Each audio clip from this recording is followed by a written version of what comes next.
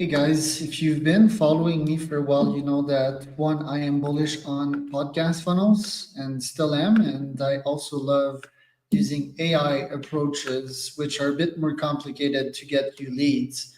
Now, today's approach and today's video is about showing you how simple campaigns, not even involving AIs, have been bring me crazy results. And these are not complicated and they tick the box of like simple psychological human mechanisms, which is so I'm still using the podcast outreach here, but here I'm literally reaching out to CEOs and founders that have been at Wharton. Wharton's a business school, one of the top business schools in the country. And by simply mentioning that I'm interviewing folks from their school, the reply rate is crazy. It's 4 or 5% to come on a podcast, right? With a classic 40% open rate.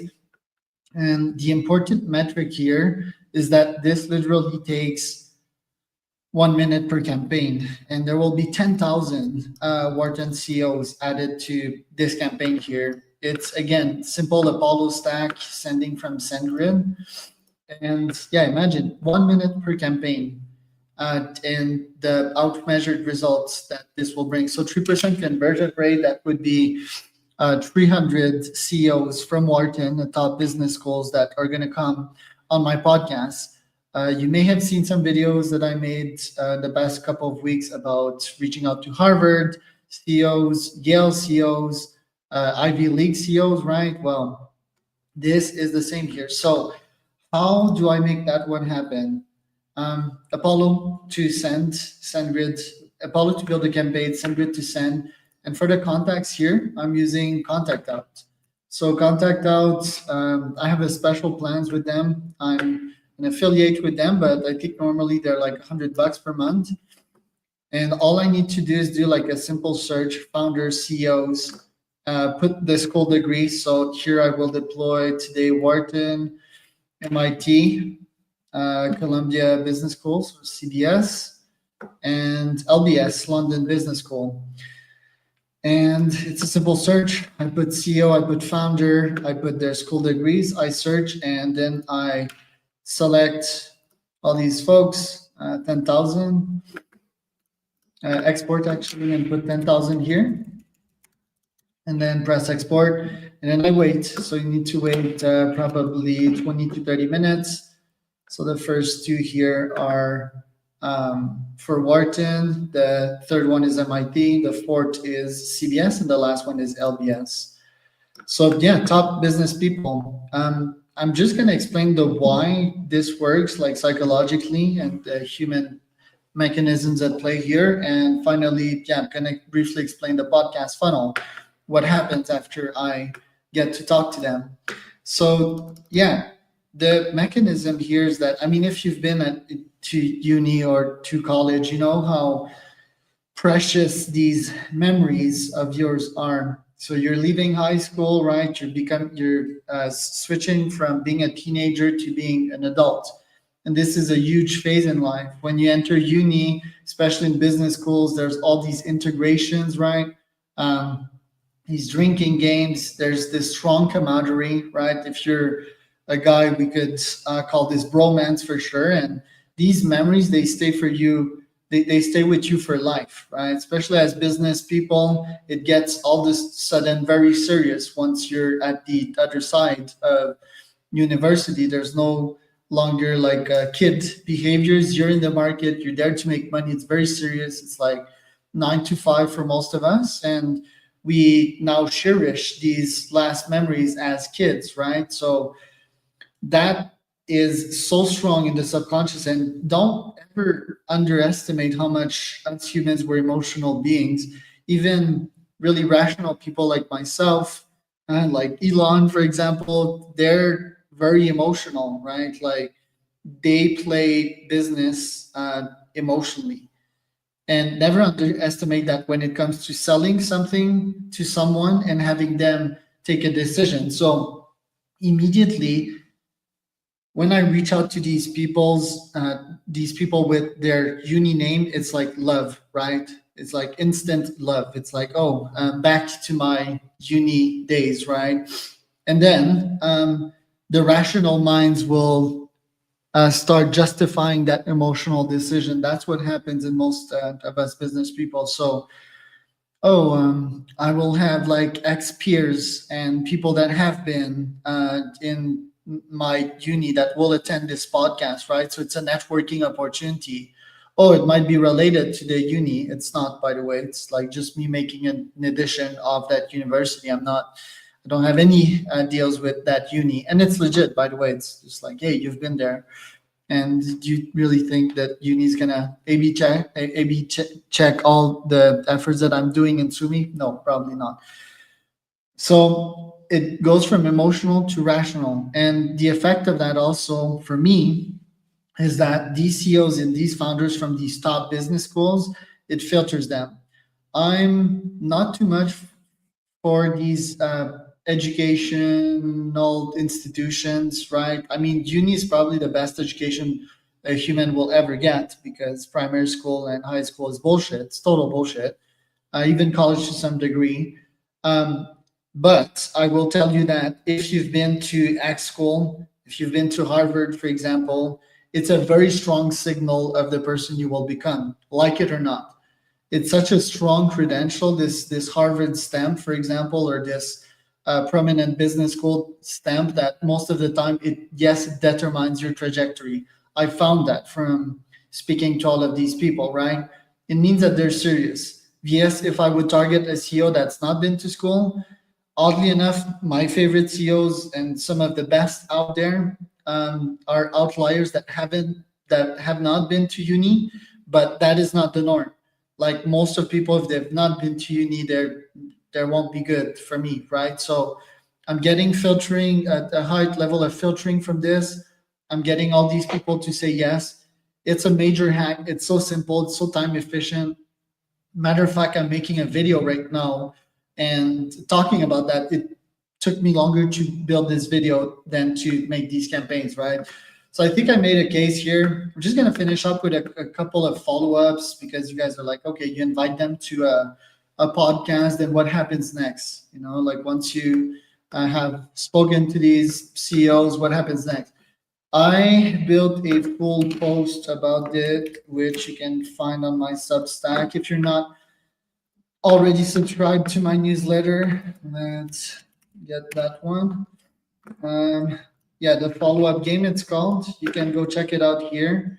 I basically took all these Calendly follow-ups, which is the golden nugget here. Calendly is epic to do follow-ups because the open rate is just crazy because we're sending from the Accountly domain. I took all of these and I summarized them through GPT, and this article came out, right?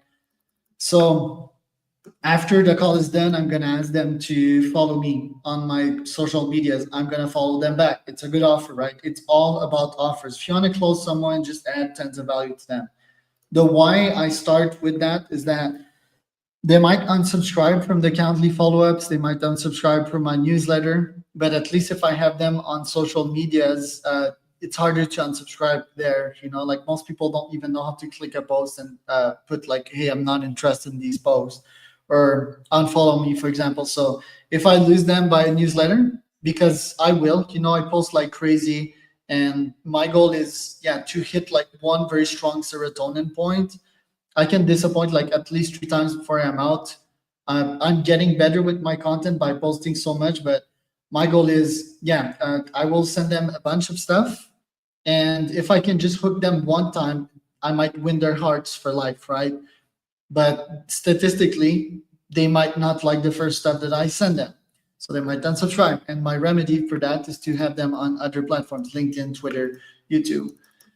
Any folks you can refer to the podcast. So why this is so important for me is that if they refer me someone, it's such a strong signal. And the campaign that I just show you, it's cold, right? They don't know me. If I come as a referral from someone, again, that's another deep human psychological hack, is that people will put me on a pedestal from the start, right? If I start cold, I might be like 16% on the trust points. If they refer me to a CEO peer, by the way, like, yeah, it's if I get a referral from a top Harvard CEO, it's gonna be a hell of a referral. By the way, that's another mechanism. But if I start with that, I'm gonna start on 76% trust points already. It's a huge hack. And why, you may ask, like, you're doing a podcast? Well, my goal is to close them. So it, instead of starting from 16% trust point, I start from 76% trust point, which may help them to close faster. That is the whole podcast funnel, right? So that is why it's so important here. Plus, it feeds my podcast, right? My content. I need to invest less in outreach and so forth. Then I will pitch my newsletter because that's where I get the most leads, right? You have a newsletter I can follow. That is pretty logic right there. It's like, yeah, newsletter swap, I call it, creates reciprocity.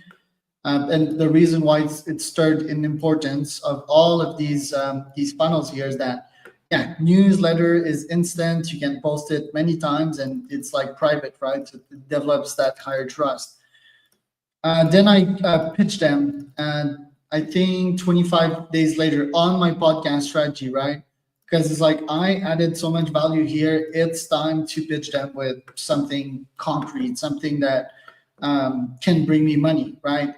I'm still not telling them my prices. I'm just like, hey, here's a free podcast strategy if you want it.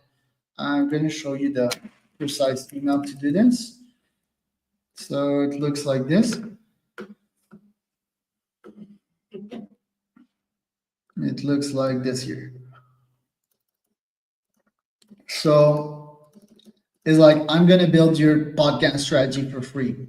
Do you want that? I got one response today from the CEO I interviewed a couple of days ago, meaning I sent it like 5 days after the bot is done. This one is a simple question, like, what's your pain point, right? It's like half data, half pitching them. I love that approach, just asking them about their pains. It's authentic as well. The fourth one, it's sort of getting really pitchy, right? I'm asking them for a testimonial. By the way, this article is fucking gold. That's what you're missing out by not following my newsletter. This shit right there is gold. And if you implement that in your business, you're gonna be a rich person. Testimonials and case study, it's quite important because if I pitch them my stuff and I ask them their pain points, then yeah, they might start to be interested and they might be curious about learning what I do, right? So this is quite important here, especially the case studies that I drop. They're super powerful. Is like 3 top CEOs / tech clients that I have, and I'm mentioning their results straight up, like 100 plus meetings per month, which is crazy, right? So this year. Invites you to my meditation group. So this one is like, what the fuck, right? Like, why are you doing this, Charles? This is odd. It's not. It is a highly calculated offer. Again, it's full of value. It's free. Why am I pitching random meditation when I'm in sales and podcast funnels? Because it's so simple. Anyone can sit in front of their computers and do meditation, right? And then my goal is to take these CEOs, building value, building trust, right, in their altered states after the meditation group and have a genuine conversation with them. The problems with CEOs nowadays is that they're overwhelmed, they're super busy, they don't have time to think or talk, they're stuck in execution. It's pretty sad, actually. Everyone is overwhelmed. So this here, not only is it dear to my heart, right? It's very ikigai, the meditation group, but it's great because I can stack the invites. I think there's like 70 members in that group right now. People can show up whenever they want and they can take a breather. So just like 10 minutes of silent meditation with them and then a quick convo after that. How do you feel? Have you been stressed today? What's your plan for the next couple of hours to finish your day? That is super powerful. And yes, that is part of my funnel, quote unquote. Okay, last but not least, I'm going to finish up with these. So long-term follow-ups, 30 to 120 days later. I'm asking them if they want a list. a list of prospect. Why? Because it's readily accessible. It's almost free for me, right? I've got these lists like, hey, do you want this list? Maybe you can prospect by yourself. By the way, the other part of that strat is that most people, even if they have a list, they'll be like, yeah, I don't want to send emails. I don't know how to do it. Charles, can you do it for me? That's the theory behind it. Sort of low conversion rate on that one, by the way. Not sure if it should be there, but I think it's valuable, right? And it's directly related to what I do. Um, let's reconnect. That one is just like, hey, that how's we've done a podcast together. Let's reconnect and see what's new with you. I also invite the best CEOs, the best founders that I've spoken to again to my podcast. So normally I don't re-invite people unless they're really good, right? To my podcast, to a yearly one, to a quarterly one, even a monthly one. In the funnel, also, if they're that good at speaking and they're not that good at becoming a client of mine, they'll become a podcast co-host. That's another funnel here. Podcast ROI calculator, that's directly related to my offer. I think it comes before the free podcast strategy, but I just send them a link to my GPT calculator to determine the ROI if they start a podcast, right? So it's like this. ROI of my podcast funnel. It's a GPT that I built, and it calculates how much cash this client would yield if they work with me, right? So it asks me a couple of questions: monthly revenue target, LTV, conversion rate, monthly outreach goals, and off that, it will take my fee, 5,000 USD per month. It will, subtract the total, the LTV and the calculus that it makes with my cost, and there will be an ROI, which makes it pretty obvious to work with me or not, right? I might discard them at this stage because I need a high LTV. I need people with ambition, with a decent TAM, for example. So yes, that is my full funnel. So you start with like a random university podcast invitation. You follow up with these people and you close more deals, you get referral, you get more trust, you get higher retention. It checks all of these boxes, right? So my question for you guys is what you're waiting for to implement that. That system is paying like crazy. No one's using it.